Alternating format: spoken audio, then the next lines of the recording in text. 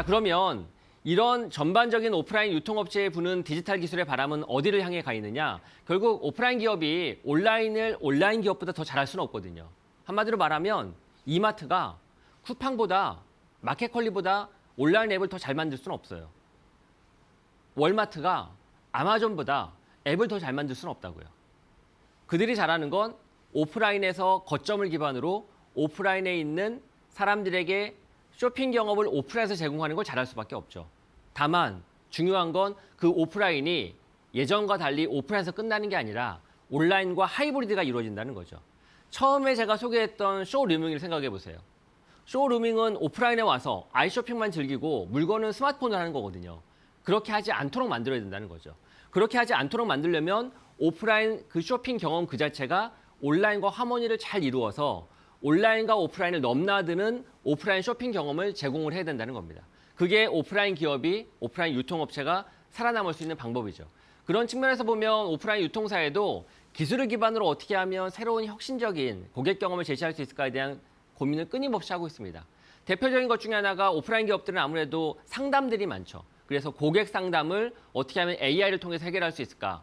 비용 절감도 하고 보다 빠르고 편리한 고객에 대한 응대를 할 수 있게 하기 위해서 챗봇 도입이나 혹은 챗봇 기술을 기반으로 로봇이 오프라인에서 존재하고 그 로봇과 대화를 상호작용하면서 좀 더 손쉽게 고객 상담을 받을 수 있는 그런 서비스에 대한 기술 투자를 많이 하고 있죠. 그런 면에서 보면 화면에 보여지는 것처럼 챗봇을 통해서 고객들이 응대를 하게 되면 사실은 지금만 해도 전화 상담하면 많은 대기 시간이 필요하잖아요. 근데 그런 것들을 챗봇이 1차적으로 한마디로 말하면 AI가 1차적으로 대응을 하고 그리고 1차 대응이 끝난 다음에 종료를 하거나 추가적인 응대가 필요한 경우는 사람이 들어오는 그런 방식으로 AI가 활용되고 있기도 하고 여기에 활용된 기술은 고스란히 오프라인으로 전이할 수가 있거든요. 그래서 오프라인 매장에 들어와서 오프라인에 있는 키오스크나 혹은 향후에는 로봇과 같은 상호작용할 수 있는 로봇의 탑재가 되어서 보다 편리한 고객 응대를 하게 되면 오프라인의 쇼핑 경험이 확연하게 달라질 수가 있겠죠. 기존에 사람이 1대1로 대면 응대를 하게 되면 비용도 많이 들고 비효율이 많은데 이 챗봇 기술을 기반으로 로봇과 상호작용할 수 있도록 바뀌게 되면 오프라인 쇼핑 경험도 기존과는 좀 달라지겠죠. 이렇게 오프라인의 쇼핑 경험을 어떻게 하면 온라인 기술을 기반으로 하이브리드 할 수 있을까? 이것들을 앞으로 연구를 많이 해야 되는 게 향후 과제입니다. 더 나아가서는 매장의 진열이나 매장의 상품을 어떤 방식으로 전시하는 게 좋을지에 대한 연구도 끊임없이 되고 있어요. 한 스타트업이 만들고 있는 로봇인데요. 이 로봇은 어떤 방식으로 매장에 상품을 진열을 했을 때 가장 상품 판매율이 좋더라라고 하는 걸 효과적으로 분석하는 겁니다. 그래서 평상시에 끊임없이 카메라가 스캔을 합니다. 매장에 현재 상품들이 어떻게 진열되어 있는지. 그리고 상품이 판매가 되면 판매되는 즉시 데이터로 대수집을 해요. 그래서 매장에 이렇게 진열되었을 때 상품이 10%가 팔리고 이렇게 진열되면 상품이 20%가 팔리네. 이런 걸 끊임없이 분석하는 거죠. 끊임없이 분석한 기술을 기반으로 매장에 상품을 진열할 때 참고하는 거죠. 상품이 더 많이 팔릴 수 있는 방식으로 진열하는 겁니다. 사실 온라인은 이런 기술들이 끊임없이 노력이 되어 왔거든요. 앞서 설명드렸던 것처럼 아마존이 기계학습을 통해서 상품 추천, 즉 큐레이션을 하는 게 바로 그런 방식이거든요. 제가 아마존에 방문했을 때와 제 아내가 방문했을 때 상품이 다른 이유는 제가 가장 많이 살만한 상품들을 추천하는 거거든요. 그 얘기는 그동안 제가 샀던 상품, 장바구니에 집어넣었던 상품 이런 것들을 분석을 해서 아마 이런 상품을 가장 많이 선호할 것이다 라고 저를 낚는 거거든요. 마찬가지로 오프라인도 그래야 된다는 거죠.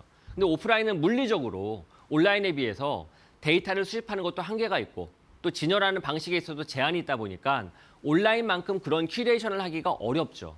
그런데 이런 기술이 지원이 되면 상품을 아주 쉽게 스캔할 수 있는 스캐너와 그리고 매장에 물건을 진열할 수 있는 진열 로봇 이런 것들이 배치가 되면 기존보다 훨씬 더 제약이 사라지는 거죠. 그러면 온라인에서 했던 큐레이션이 오프라인에서 이루어지는 겁니다. 이처럼 오프라인에서의 쇼핑 경험을 어떻게 하면 기술 기반으로 더 나게 바뀔 수 있을까, 개선할 수 있을까 이런 거에 대한 고민과 도전이 많이 필요합니다. 사실 그런 면에서 보면 한국 야쿠르트도 대단한 회사죠. 오프라인 기업임에도 불구하고 디지털 혁신을 했거든요. 야쿠르트를 판매하시는 분들이 예전과 달리 전동 카트를 끌고 다니면서 판매를 하잖아요. 이 전동 카트에는 수많은 기술이 집약되어 있거든요.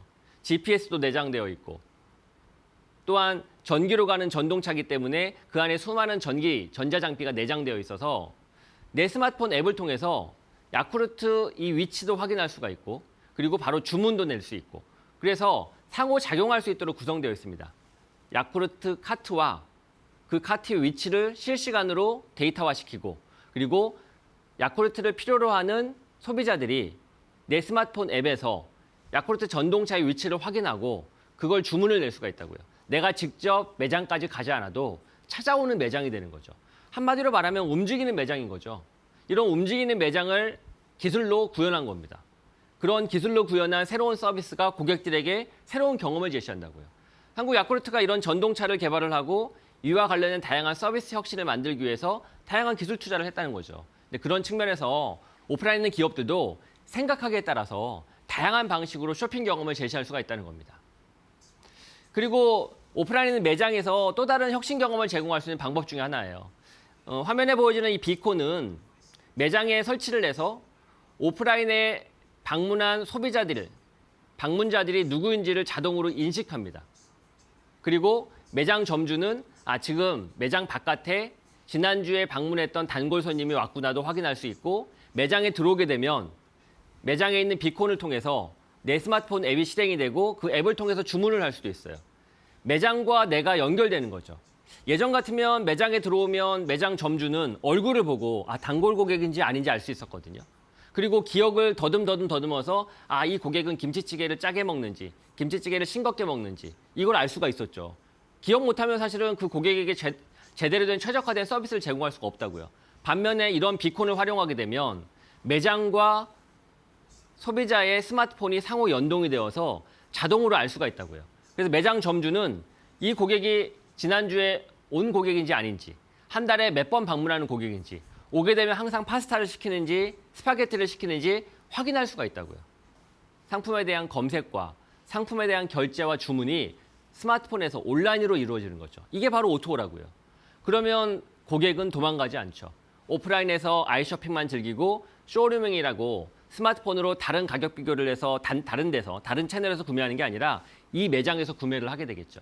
온전히 이 매장에서 온라인에 연결을 해서 오프라인과 온라인이 완벽한 하모니를 이루기 때문에 오프라인 그 자체가 온라인 기술과 함께 접목이 되어서 새로운 쇼핑 경험을 제시하는 겁니다. 이런 노력을 기존에 있었던 오프라인 기업은 해야 된다는 거죠. 그러려면 이런 비콘 기술이나 데이터 분석을 통해서 어떻게 마케팅을 할지, 고객에게는 어떻게 세일즈를 할지, 상품은 어떻게 하면 추천하는 게 좋을지, 단골 고객에게는 어떤 혜택을 제공하는 게 좋을지, 포인트는 어떻게 적립해 줄지 이런 새로운 사고와 새로운 기술적인 인지가 필요한 겁니다. 그게 바로 오프라인 유통업체가 살아남는 디지털 트랜스포메이션의 바람이라는 거죠. 이런 비콘에 대한 기술들, 오프라인에 있는 가게를 위한 비콘에 대한 기술들은 최근 들어서 다양하게 연구되고 있고 시도되고 있습니다. 그걸 가장 잘 이용하고 있는 기업 중에 하나가 바로 스타벅스죠.